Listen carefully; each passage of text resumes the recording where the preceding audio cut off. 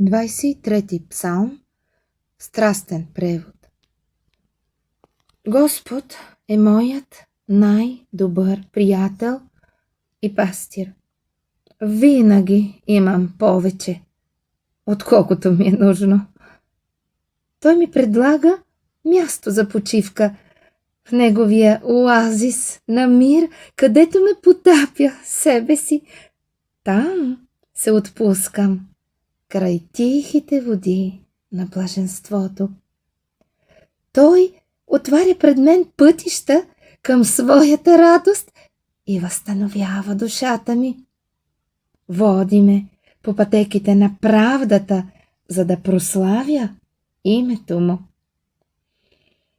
Дори и да мина през долината на най-дълбоката тъмнина, няма да се страхувам от никакво зло, защото ти си винаги близо до мен.